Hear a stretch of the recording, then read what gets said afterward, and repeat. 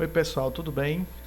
Vamos começar mais uma aula. Hoje nós vamos falar sobre o movimento uniforme, tá? Tá no livro 2, frente 222. Mas antes, uma curiosidade aqui para vocês. Lá no País de Gales tem uma competição bem curiosa, bem diferente, né? Que é a corrida de caracóis. Interessante que esses caracóis conseguem desenvolver uma velocidade de 0,0450 km por hora e com velocidade constante. Esse número parece grande, mas na verdade representa apenas um pouco mais de 1 cm por segundo. Qual seria o tempo de uma corrida desses caracóis para percorrer os 100 metros rasos? Olha só, fazendo os cálculos rapidinho aí, chegamos a 8.000 segundos. Utilizamos a fórmula básica ali da velocidade que vocês já conhecem. 8.000 segundos são exatamente 2 horas, 13 minutos e 20 segundos. Já pensou na paciência que precisaríamos ter para assistir essa corrida? Bom, passemos agora a falar sobre o movimento uniforme, que nós abreviamos por MU. O movimento uniforme é caracterizado pelo fato de ter o módulo da sua velocidade constante, ou seja, a velocidade é sempre a mesma. Na natureza podemos encontrar algumas situações que representam o movimento uniforme. Imagina uma pessoa andando, dando passadas sempre do mesmo tamanho e sempre no mesmo ritmo. Então está desenvolvendo o movimento uniforme. Um veículo também que ao longo da trajetória, você olha no velocímetro, ele está marcando sempre a mesma velocidade, conforme vocês podem ver aí na ilustração. Observe que a ilustração mostra o veículo em vários pontos da trajetória, mas a velocidade no velocímetro marcada sempre foi de 90 km por hora. Então nós temos aí um movimento uniforme. No movimento uniforme, a velocidade coincide com a velocidade média, que deve ser diferente de zero, é claro, né? E nesse caso, a aceleração é nula, porque a velocidade não aumenta nem diminui, então a aceleração é nula. Bom, vamos analisar agora alguns casos em que nós podemos reconhecer o movimento uniforme, né? No caso de trajetória retilínea, imagine um balão que consegue subir numa razão de 2 metros a cada segundo. Então, cada segundo ele consegue percorrer os mesmos 2 metros, e isso por um período. Então, nós podemos dizer que ele está desenvolvendo um movimento uniforme, nesse caso com trajetória retilínea. Trajetória curvilínea podemos dar como exemplo a roda gigante, né? Quando ela começa o movimento, é claro que ela começa acelerando, mas depois que atinge a velocidade, certa velocidade, aí fica com aquela velocidade constante, né? Pelo menos o módulo da velocidade, por um período de tempo. Então nós temos aí um movimento uniforme numa trajetória curvilínea. Bom, agora vamos falar sobre a função horária dos espaços.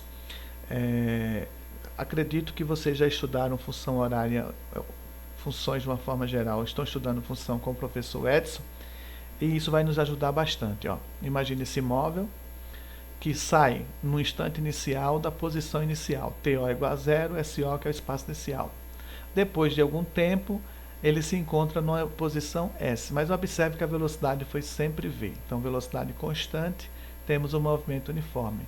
Aplicando a fórmula básica da velocidade, substituindo Vm por V e o TO por zero, como a gente viu ali, podemos simplificar essa expressão e transformá-la numa função horária, que é essa aí, ó, S, espaço, oposição, igual a SO, que é o espaço inicial, oposição inicial, mais a velocidade multiplicada pelo tempo.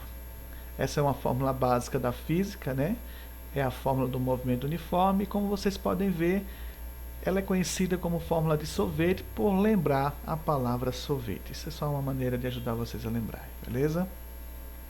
Bom, vamos usar como exemplo esse probleminha aqui, né? Um ponto material descreve o movimento uniforme e suas posições obedecem à função horária S igual a 4 mais 5 vezes T, com unidades no SI. Então a questão pede para determinarmos o espaço inicial e a velocidade escalar. Bom, gente, vamos fazer o seguinte, vamos comparar a função dada com a função geral, que é S igual a SO mais VT, a função dada está aí, S igual a 4 mais 5T, observe que o 4 está no lugar do SO, então o 4 vai ser o espaço inicial, e o 5 está no lugar do V, portanto o 5 é a velocidade. Como a questão no item A, que é o espaço inicial, resposta 4 metros. No item B, que é a velocidade, então a velocidade é 5, ok? Questão bem simples, não é verdade? Bom, Vamos agora classificar o movimento uniforme, né? Então observe que nós temos uma trajetória, né, com sentido considerado positivo para a direita e negativo para a esquerda. A maioria dos problemas consideram dessa forma. Pode ser que um problema ou outro inverta a situação. Bom, observe também que esse veículo está se locomovendo justamente no mesmo sentido da trajetória. Então, nesse caso, dizemos que sua velocidade é positiva, ou seja, a velocidade é maior do que zero. Quando isso acontece, o movimento é progressivo. Já esse outro veículo aqui, ó, está se locomovendo no sentido contrário. Então, dizemos que sua velocidade é negativa, é menor do que zero. E, nesse caso, o movimento é retrógrado. Bom, toda função tem o seu diagrama, né? Tem o seu gráfico. Então, a função horária dos espaços também vai ter o seu gráfico. Vamos pegar como exemplo, né, um móvel que tem sua posição variando com o tempo de acordo com essa tabela aqui. Ó. No instante 0 é 6, no instante 1 é 9, até chegar no instante 5, que é 21. Ok? Fazendo o gráfico é só combinar os pares ordenados. Ó. O tempo 0 com o espaço 6, ó, 0 com 6. O 1 com 9, o 2 com 12 e assim por diante, até chegar no 5 com 21. Se você fizer esse gráfico usando a escala certinha, né, o que é que vai acontecer? Esses pontos estarão alinhados, você passa uma linha reta por cima dele.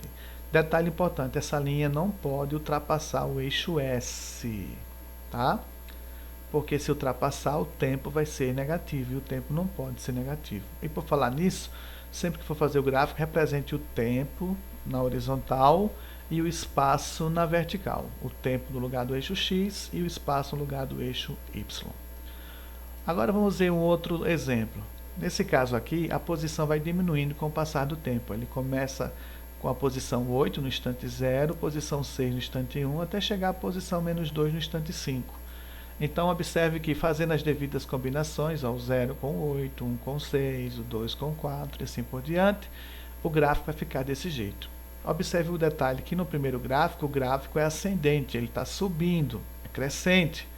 Isso é porque a velocidade é positiva. Nesse outro caso aqui, o gráfico é decrescente, né? Com o tempo ele vai baixando, isso porque a velocidade é negativa.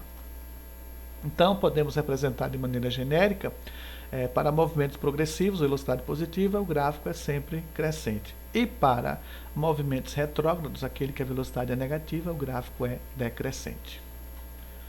Bom, e agora vamos falar do diagrama da velocidade em função do tempo. Esse é mais fácil, porque como a velocidade é constante, então a velocidade é sempre a mesma em toda a trajetória.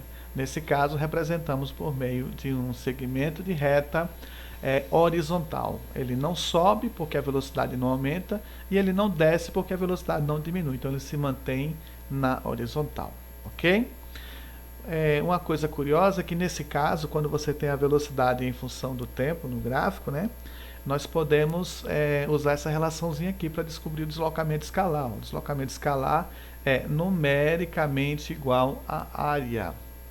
Isso quer dizer que eu posso calcular o deslocamento apenas com as informações do gráfico, aplicando essa fórmula aqui, ó, numericamente igual à área. A área aqui é a área de um retângulo, e todo mundo sabe calcular a área de um retângulo, é base vezes altura. Veja esse exemplo aqui, ó. O retângulo formado tem essas medidas, ó, 4 aqui está menos 4 porque se trata de uma coordenada, né? Então, 4 aqui, 3 aqui. Então, aplicando a fórmula, o módulo do deslocamento vai ser 4 vezes 3, que dá 12. Né? Lembre-se que aqui é o módulo. Nesse caso, dizemos que o deslocamento mesmo vai ser menos 12 por ser do lado negativo do gráfico, né? Então, o deslocamento é menos 12. Tá certo, gente? Ainda mais um exemplo, o diagrama da velocidade em função do tempo, né? Só que agora, ó, a velocidade em um trecho varia e em outro é constante. Como é que eu posso calcular o deslocamento desse caso? Então, primeiro vamos transformar isso, colocar isso de uma maneira mais clara, né? Vamos calcular a área da figura. Veja que a figura formada é um trapézio. Todo mundo sabe calcular a área do trapézio. Vou aplicar a fórmula que aprendemos agora, ó, numericamente igual à área. A área do trapézio é a base maior, que mede 40, né? Mais a base menor, que mede 30, multiplicado pela altura, que mede 20 sobre 2, ó, aplicando aqui, então nós teremos esses valores, ó, 40 mais 30, né, que vai dar 70, 70 vezes 20, que vai dar 14.400, né, vai dar 1.400 dividido por 2, que vai dar 1.700, ok? Bom, o gráfico a seguir representa a posição de um móvel em função do tempo. De acordo com o gráfico, faça o que se pede. Está aí o gráfico, né? E olha aí o que é que se pede, né?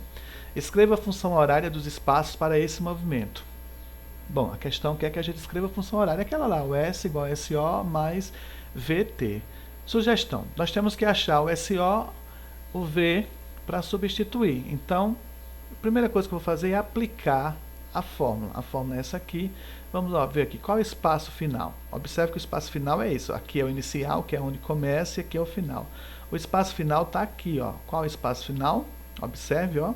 É esse, menos 4, né? Aqui é o tempo final, 4 segundos, e aqui é o espaço final. Então, colocando o 4 aqui, o menos 4, melhor dizendo, né?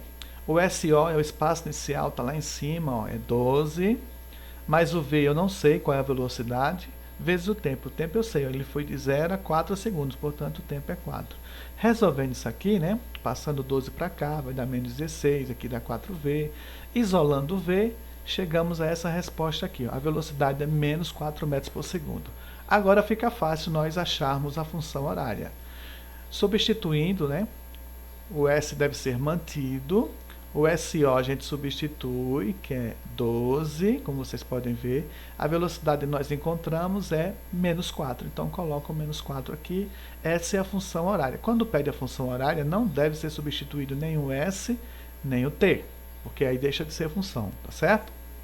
Bom, o item B quer que a gente esboce o gráfico da velocidade em função do tempo. Então, como a velocidade é constante e é igual a menos 4, como a gente viu aqui, basta fazermos o gráfico com a velocidade sendo menos 4 durante o tempo de 0 até chegar em 4 segundos. Ó. Uma linha horizontal, como aprendemos agora há pouco. Beleza, gente? Bom, no próximo vídeo vamos estudar outro tipo de movimento, que é o movimento uniformemente variado. Não deixe de assistir, ok?